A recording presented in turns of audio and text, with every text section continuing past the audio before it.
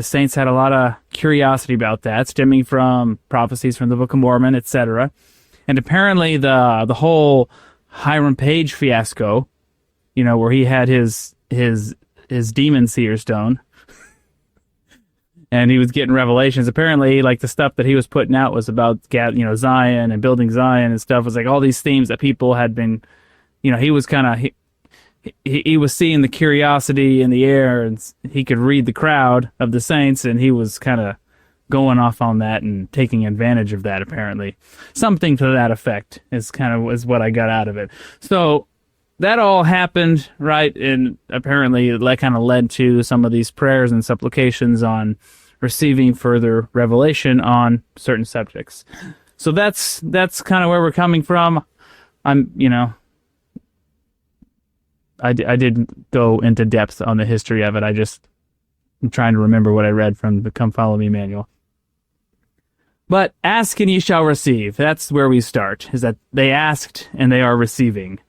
And the Come Follow Me manual, what I do remember is that they made a point to comment where it was like, sometimes the Lord gives you much more than you ask for. And it was almost like he turned the fire hose on them here, where it's like they asked for, they asked. Yeah, that's what it says here on the slide. I did copy it in. So the verse says, whatsoever ye ask in faith, being united in prayer, according to my command, ye shall receive. And then the Come Follow Me manual said, the Lord sometimes responds to our questions by giving us truth and knowledge far beyond what we ask. And it's funny because that's like an amazing thing, like that, ask and you receive liberally, right, from God.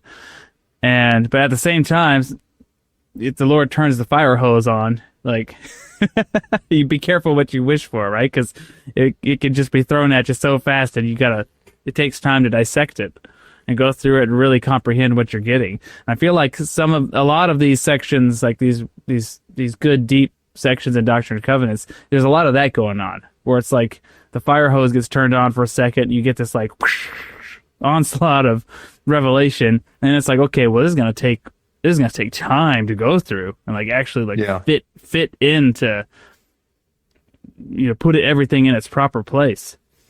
Well, I was going to say something similar. The times in my life where I can think that I've received something akin to this, where it was a lot of revelation all at once, more so than I was anticipating. That usually means one of two things. One, the Lord's preparing you for something you're not quite fully aware of yet, or maybe you don't fully understand what's coming, but he's clearly giving you a lot more in preparation for something down the road. And the second thing is, when that does happen, you receive that level of revelation. You feel like, wow, there was so much there that I wasn't quite ready for. It's probably going to be a minute until you receive something quite so profound like that again, meaning the Lord is giving that to you so you can act, so that you can study it, ponder it, and then execute on it, do something with it. And if we don't, well, don't expect that kind of revelation again anytime soon.